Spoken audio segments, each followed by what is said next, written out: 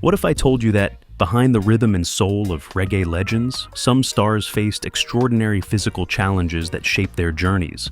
From Israel Vibration, who used crutches and braces to perform, to Sway, who was blind from birth. These artists didn't just overcome adversity. They transformed it into powerful music and inspiring legacies. Here are some of the most remarkable reggae stars, whose physical struggles added a deeper dimension to their timeless impact. Israel Vibration. Israel Vibration is a well-known reggae group from Kingston, Jamaica. It started with 3 members, Lassell Wiss Bulgin, Albert Apple Gabriel Craig, and Cecil Skeleton Spence. What makes them special is not just their music, but also their powerful story. As kids, they all had polio, a disease that caused serious physical problems. They met at the Mona Rehabilitation Center, a place for children with polio, where they became friends and started making music together. Their music career began in the mid-1970s. Their first album, The Same Song, came out in 1978. After that, they released Unconquered People in 1979 and Why You So Craven in 1981. These early albums made them famous in the roots reggae world. Their songs featured smooth harmonies, spiritual ideas, and messages about social issues. They sang about Rastafarian beliefs and the struggles of people who often feel left out, which connected with fans all over the world. Even though they were successful, the group faced problems because the Jamaican music business was not very stable. There were issues like music piracy and bad money management. In 1981, the group took a break and moved to the United States. They wanted better medical care and to get away from the rising dancehall music scene in Jamaica. During this time apart, the members worked on their own projects, but still kept their fans. In 1988, with encouragement from Gary, Dr. Dread Himmelfarb of RAS Records, Israel Vibration came back together and recorded Strength of My Life. This album was an important comeback and is seen as a key work in roots reggae after its golden age. After reuniting, they made over 20 albums, including Praises 1990, Forever, Vibes Alive, IV, On the Rock, Free to Move, and Jericho 2000. Their music stayed true to reggae's classic rhythms and carried strong, uplifting spiritual messages. This earned them fans all over the world. When they perform live, their shows are very emotional and powerful. Seeing them on stage using crutches and braces shows their strength and courage. Their voices blend beautifully, creating a sound that many describe as spellbinding. They share feelings of both vulnerability and strength.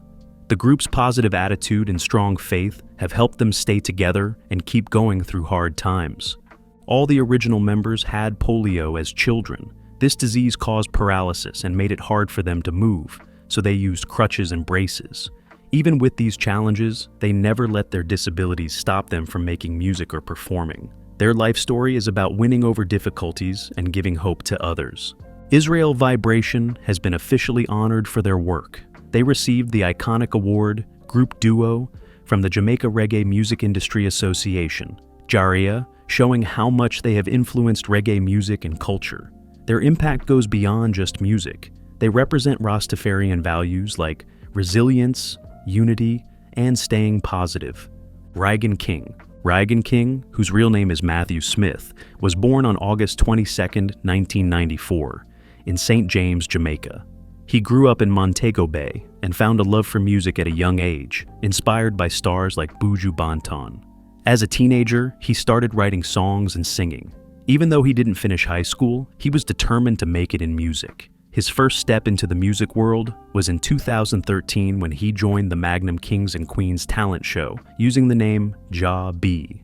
Although he didn't last long in the competition, this early setback only made him more determined to succeed in dancehall music.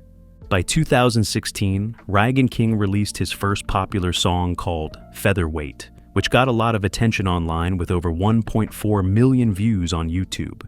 He kept gaining fans with songs like Pretty Little Freak, Feel Like This, and Learn in 2017. These songs helped him earn the nickname Dancehall's Baddest Thing from his supporters. In 2018, his single Tough became a big hit, reaching over 16 million views. That same year, he performed for the first time at Reggae Sumfest, where his show was praised as one of the best. This helped him start performing on big stages in the US, the Caribbean, Europe, and Canada. But in 2020, at the height of his career, Reggae King's life changed suddenly. He was shot at a funeral in Westmoreland. Sadly, his girlfriend, Sasha Lee Blackwood, was killed in the attack, and Reggae King was left paralyzed and now uses a wheelchair. This injury brought huge challenges to his life and made daily activities much harder. Despite this, he showed incredible strength and kept working on his music, using his experiences to inspire others through his songs and message. After his injury, Reggae King released his first full album called Therapy in September 2022 under his own label, Reggae Trap Records. This album is very personal, telling the story of his recovery and the pain he went through. It has 16 songs like Therapy, Circumstances, Maddest Life, and Broken, all showing his fight and hope. The album reached number 11 on the Billboard Reggae Albums chart in the US, selling well and getting many streams. Reggae King said the album is meant to give hope and remind people that God is working on it for us, showing how his faith helps him keep going. Besides making music, Reggae King speaks out for people with disabilities in Jamaica. He uses his voice to raise awareness about the struggles they face and wants to help through charity work. His passion for this cause comes from his own experience of suddenly living with a disability and seeing how important support and acceptance are in society. Throughout his journey, Reggae King has earned respect and praise for mixing dancehall with trap music, writing honest and emotional lyrics, and giving strong live performances. He inspires many young people, especially those who come from difficult backgrounds. Even with the challenges from his injury, he continues to learn new skills like music production and playing the piano, showing his determination to keep growing as an artist. Tifa Brown. Tifa was born in 1983 and was diagnosed with a condition as a baby that made her lower legs bend inward, looking like bow legs. This rare problem meant she had to go through several surgeries, 3 big ones before she could walk properly again. Because of this, she spent her first year of high school in a wheelchair. Even with these challenges, Tifa's love for music and performing grew strong from a young age. She grew up in Kingston and got to hear music a lot through her grandmother's bar and restaurant. There, she learned the sounds and rhythms that would later shape her style. Her stepfather, Sampalue Garfield Phillips, who was a well-known dancehall producer and helped start Lady Saw's career, supported her dreams in music. At Wolmer's Preparatory School, Tifa joined choir, dance clubs, and drama, showing she was talented and determined despite her disability. After her surgeries and recovery, she didn't stop. She joined dance clubs and even tried activities like hockey, proving she wouldn't let her condition hold her back. Tifa's music career really took off around 2005 when she began recording with her stepfather's label, Diamond Rush Records. Her music mixes dancehall with hip-hop, covering everything from lively club songs to slow, smooth ballads. She is known for being brave in talking about topics that many avoid, especially around sexuality. This is unusual in dancehall, which can be very traditional. Tifa openly accepts her disability and is proud of it, which earned her the nickname Handicap Gyal. She became a pioneer for disabled artists in a music style that usually isn't very welcoming. Her big break came in 2008 with the hit song Bottom of the Barrel. It was very popular on the radio and got her nominated for several awards. Along with songs like Crawny Gal, made by Ward 21, she became a strong female voice in dancehall. She also worked with artists Natalie Storm and Timber Lee on a mixtape called TNT 3 The Hard Way, which got praise even in places like Japan. In 2008, she made history as the first female reggae and dancehall singer to perform in the Czech Republic during a big European tour with Ward 21, showing her music's global reach. Over the years, Tifa kept releasing important songs like Spell It Out, Tick It Like a Clock, and God Blessed. She shows she can both sing and DJ well. Her songs often talk about strength, love, and never giving up. She writes honestly about tough subjects, helping people feel free to talk about sexuality and disability. Tifa has also gone on major tours and appeared on TV shows like RETV's High School Tour and the Digicel and RJR road shows, growing her influence beyond just music. Tifa has been open about her disability and the hard times she faced, becoming a voice for breaking down walls in dancehall culture. Her experience with Blount's disease, which could have stopped her dreams, instead made her stronger and inspired others. She talks openly about how her disability shaped who she is and how Rastafarian culture helped her feel proud and powerful. Some of her songs directly talk about her disability, fighting against shame and helping people discuss issues in a music style often criticized for how it treats women and others on the edges. Besides her musical success, Tifa's life story is one of strength and pushing back against what society expects from her. She even turned down a chance to study abroad on a scholarship because she wanted to study psychology at the University of the West Indies while also working on her music career. From a child who had to use a wheelchair to a famous dancehall princess, Tifa shows that physical limits don't decide what someone can achieve. Yellow Man. Yellow Man faced many challenges from the time he was a baby because of his albinism, a condition that means his skin, hair, and eyes have no color. In Jamaica, people with albinism, often called Dundas, are treated unfairly and sometimes looked down on by others. Yellow Man was abandoned as a baby, probably because of his condition, and he grew up in the Maxfield Home Orphanage. There, he was often teased and left out by other kids. Even though he went through these hard times, Yellow Man chose to accept his albinism openly. He took the nickname that people used to make fun of him and turned it into something positive. Wearing bright yellow clothes and having a bold style on stage helped him stand out in the busy dancehall music scene. People loved how he rapped quickly, used clever jokes, and had a lively personality. He started performing in the late 1970s at the Black South International Discotheque, where at first the crowd didn't like him and even booed, but Yellow Man did not give up. He kept going and soon won the Tasty Talent Contest in 1979 with his song Barnabas Killing, which made him famous. By the early 1980s, Yellow Man had become Jamaica's most popular DJ. He released more than 40 singles and up to 5 albums every year. Working with famous producer Henry Junjo Laws, he made some of his best music. One of his well-known albums was Mr. Yellow Man in 1982, which mixed dancehall beats with sharp, funny lyrics. His 1983 song Zungu Zungu Gu Zungu Zang became very popular and is still used a lot in other songs today. It influenced famous hip-hop artists like Tupac Shakur, Notorious B.I.G., and KRS-One. Yellow Man's lyrics were often very direct and explicit, a style called slackness in dancehall music.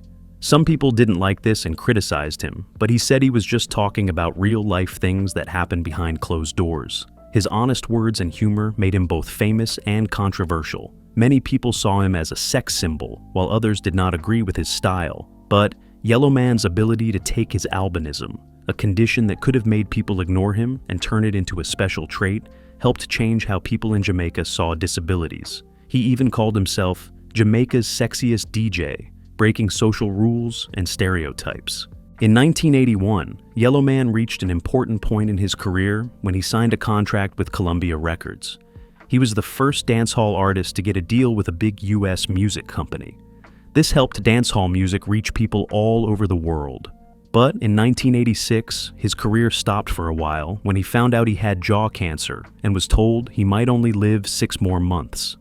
After surgery and a long break, Yellow Man made a strong return with the song Blueberry Hill and the album Yellow Like Cheese, made with producer Philip Fadis Burrell for RAS Records. This album showed a new side of him, with more positive and spiritual themes, showing how thankful he was to still be alive. During the 1990s, Yellow Man kept growing as an artist. He released albums that focused on social and political issues, like Prayer in 1994 and Freedom of Speech in 1997. The last one earned him a Grammy nomination for Best Reggae Album, making him the first dancehall artist to be nominated for this big award. This showed how much he had changed the music world. His songs during this time mixed his old slackness style with messages about important problems, keeping his energetic way of performing. Yellow Man's influence goes beyond just his recorded songs. He has traveled and performed all over the world, still drawing big, excited crowds. People say his live shows are full of energy and charm, and he seems to have endless strength on stage, even with his health problems. His hard work in music and love for his family has earned him respect from other musicians and fans everywhere. In 2018, the the Jamaican government gave Yellow Man a special honor called the Order of Distinction Officer Class. This award shows how much he has contributed to Jamaican music and culture. Yellow Man broke many barriers for people with albinism and disabilities in Jamaica and helped make dancehall music famous worldwide. He is known as the father of dancehall reggae, having opened the way for many new artists and even influencing American rap music with his unique style of singing and rapping. If you are enjoying this video, appreciate it by giving it a thumbs up. And if you have not subscribed, what are you waiting for? Hit that subscribe button. Niggy Boy. Niggy Boy was born very early, 5 months and 2 weeks before his due date, and this almost cost him his life. At first, doctors said he was stillborn, but just as his body was being taken to the morgue, he suddenly cried out. This moment was the start of his remarkable life. He spent his first 3 months in an incubator, but because the doctors did not cover his eyes properly, the bright light damaged his retinas. By 6 months old, he became completely blind.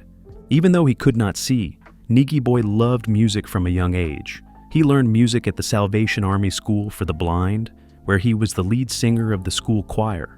He also won many awards in competitions held by the Jamaica Cultural Development Commission. His skill to remember and sing difficult songs without seeing is proof of his amazing talent and hard work.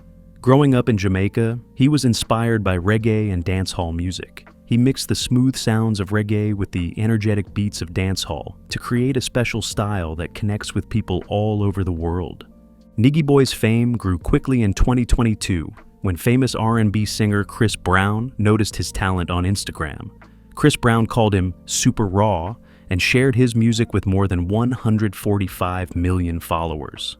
This gave Niggy Boy a big boost, and his song Continent got over 2 million views on YouTube in just 1 week.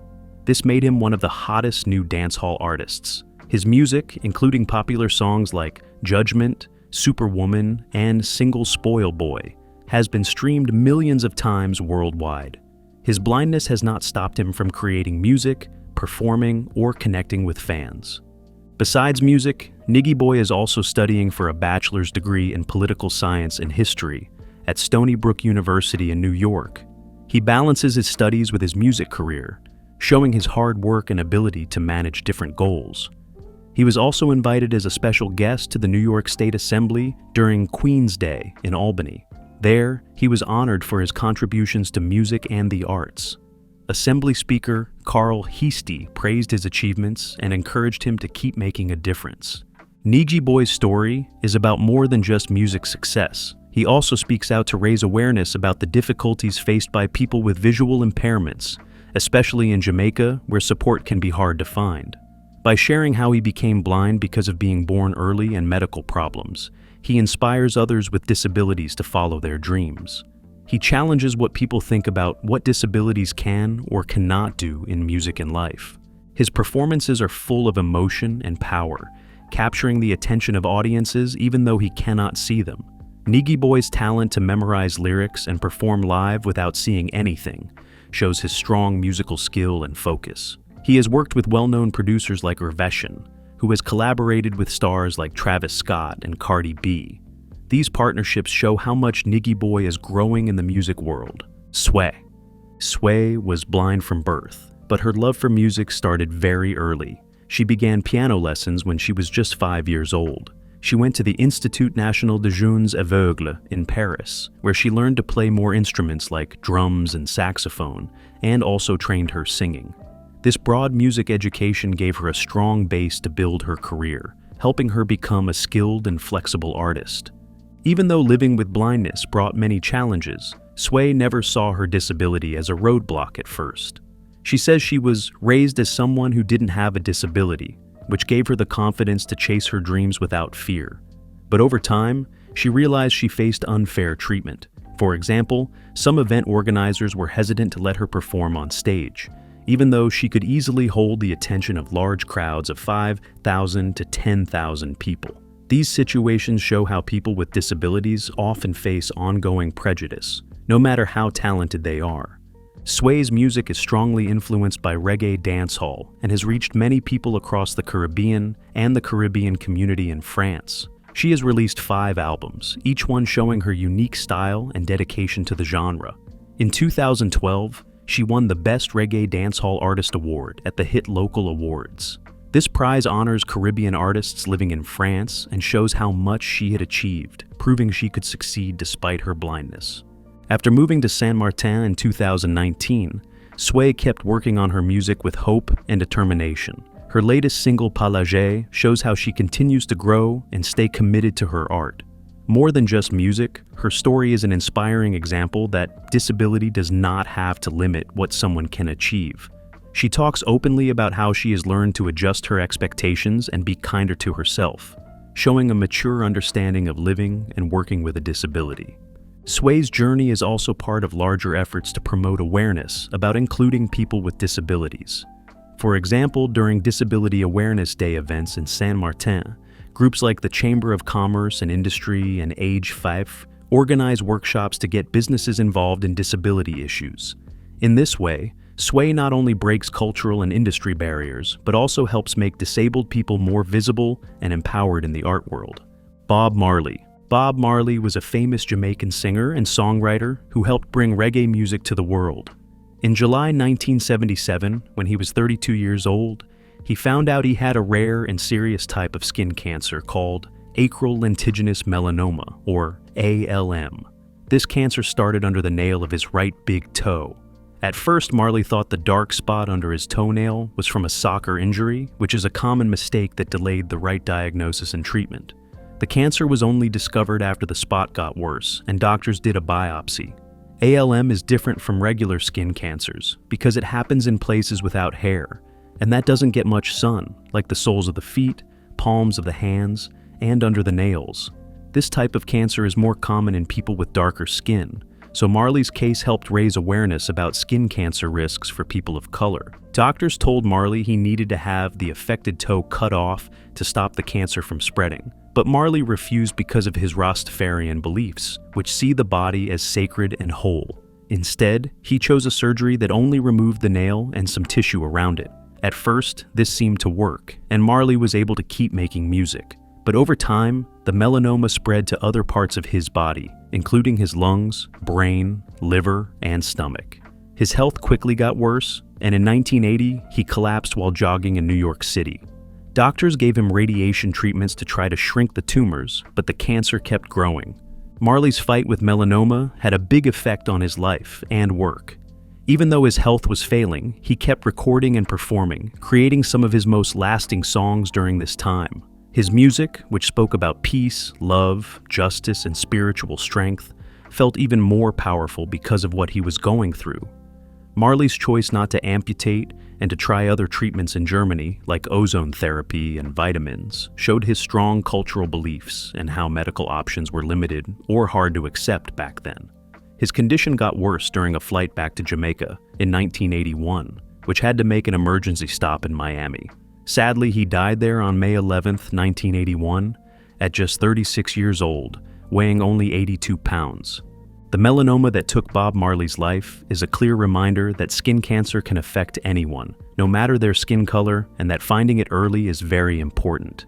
ALM often goes unnoticed because it shows up in hidden places and isn't linked to sun exposure, which can delay diagnosis and make treatment harder. Marley's story has since been used to teach people about melanoma, stressing how important it is to watch for any unusual changes in the skin and to get checked by a doctor quickly. His case also shows why health workers need to be trained to spot melanoma on all skin types and why patients should not ignore strange skin substances or marks. Even with his health struggles, Marley's artistic impact remains strong. He is still one of the most important musicians ever, known for bringing reggae music and Rastafarian culture to people everywhere. His albums like Exodus, Catch a Fire, and Legend inspire millions around the world. After his death, Marley received many honors, such as being added to the Rock and Roll Hall of Fame and getting a Grammy Lifetime Achievement Award. He is remembered as a cultural icon whose music crosses generations and countries. His battle with melanoma adds a human side to his story, showing how physical weakness and creative power can exist together. Rick Allen. Rick Allen joined the band Def Leppard on his 15th birthday in 1978. He quickly became a key part of their sound and success. He helped create important albums like Pyromania and Hysteria, which made the band famous all over the world and led to selling more than 100 million albums. At the peak of his career in 1984, Alan's life changed suddenly when he had a serious car accident on New Year's Eve near Sheffield, England. He lost his left arm in the crash, a life-changing injury that almost ended his drumming career at just 21 years old. Even though he faced shock, pain, and doubt, Alan's strong will kept him going. With support and encouragement from his bandmates and producer Mutt Lange, he found hope and learned about a special electronic drum kit that could help him keep playing. This drum kit was specially made by engineers at Simmons Drum Company to fit Alan's needs. It allowed him to use his right arm and left foot to play electronic drum pads and pedals, making up for the missing arm. Alan worked hard to relearn how to drum and practiced alone for hours to master this new way of playing. His big comeback happened on August 16, 1986, at the Monsters of Rock Festival in Donington Park. He played in front of tens of thousands of fans who gave him a huge cheer, proving that his injury did not stop his amazing talent. After returning to the stage, Alan became an important part of Def Leppard's most successful time. The 1987 album, Hysteria, which sold more than 25 million copies worldwide, showed off his unique drumming style that mixed classic rhythms with electronic sounds. His new technique helped both his career and the band's music reach new levels. Fans lovingly call him the Thunder God because of his powerful drumming. He is even ranked number 7 on the UK website Gigwise's list of the greatest drummers of all time, showing his lasting impact on music. Beyond his music, Rick Allen has used his story to inspire and help others facing hard times. For over 20 years, he has worked with many groups, including teenage cancer patients, children with special needs, at-risk youth, families affected by violence, and military veterans. Together with his wife Lauren Monroe, he started the Raven Drum Foundation, which focuses on healing through drumming and alternative therapies. Because of his charity work, Alan has received special awards like the Humanitarian Award for Maria Shriver's Best Buddies of California in 2002, and the Carry It Forward Award from the Wounded Warrior Project in 2012. What are your thoughts on these artists' resilience? Share your thoughts in the comments below. Don't forget to like, subscribe, and hit the notification bell so you never miss out on our latest content.